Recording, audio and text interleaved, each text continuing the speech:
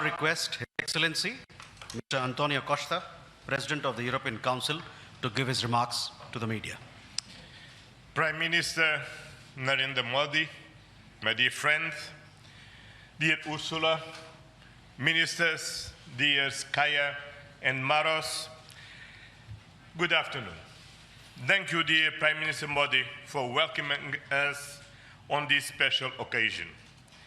We were privileged yesterday to be your chief guests for the Republic Day celebrations. Such an impressive display of India's capabilities and diversity. Today is a historic moment. We are opening a new chapter in our relations on trade, on security, on people-to-people ties. I'm the President of the European Council, but I'm also an overseas Indian citizen.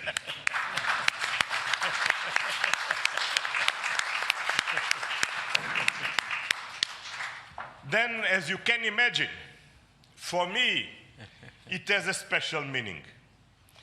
I'm very proud of my roots in Goa, where my father's family came from. And the connection between Europe and India is something personal to me. Also because we conclude today our trade negotiations. We relaunched at the latest meeting that I had the pleasure to host in May 2021 in my previous capacity. Our summit sends a clear message to the world.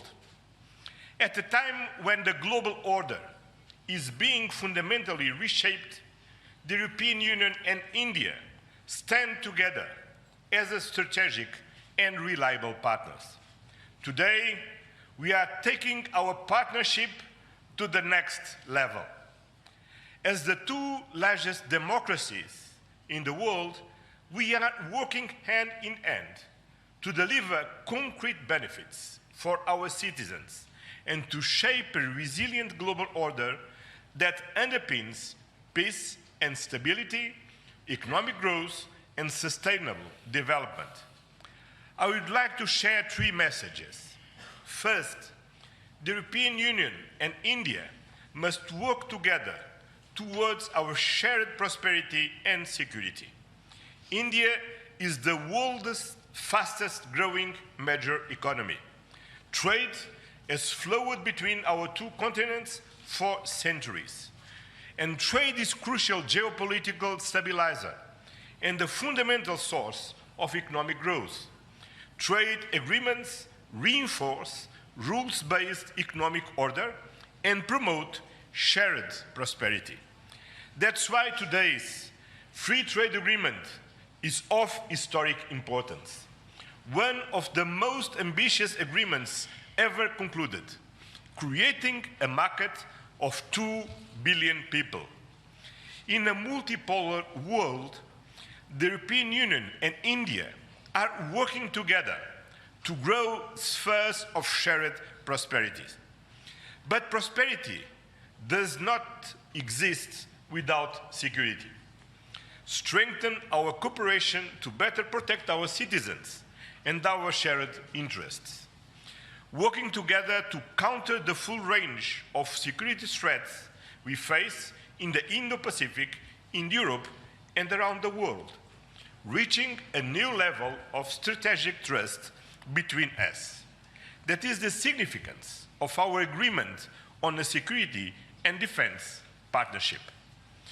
The first such overarching defense and security framework between India and the European Union, and the first step towards even more ambitious cooperation in the future.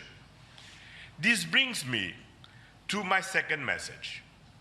As the world's largest democracies and champions of multilateralism, the European Union and India share the responsibility to upholding the international law with the United Nations Charter at its core. Earlier this morning, we and Ursula, and President Ursula, had the opportunity to pay tribute to Mahatma Gandhi.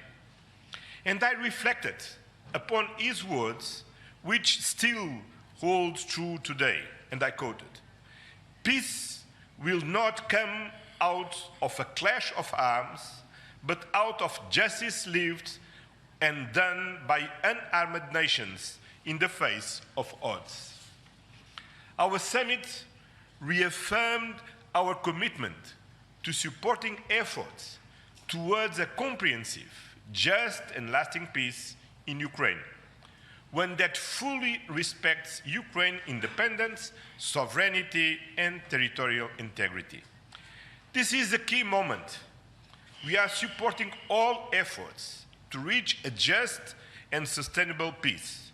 Ukraine has shown its readiness, including at the cost of difficult compromise. I know, dear Prime Minister, that we can count on you to help creating conditions for peace through dialogue and diplomacy. And this is my final message. Together, we must show leadership on global issues.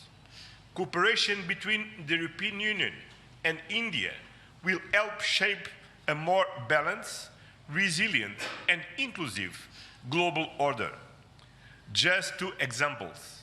I'm proud of the commitments we are making for greater cooperation on clean energy, green transition, and climate resilience. And our collaboration through the Global Gateway and on the India-Middle East-Europe Economic Corridor is decisive for global connectivity. By implementing the ambitious Joint Comprehensive Strategic Agenda towards 2030, we will align our priorities with concrete actions for the next 5 years, delivering real benefits to our citizens. Today, we have tangible progress and set an example of cooperative leadership on global issues with our free trade agreement, our security and defense partnership, and our joint strategic agenda. These outcomes are crucial milestones on the longer path. We look forward to continuing the journey together, as always. Thank you very much.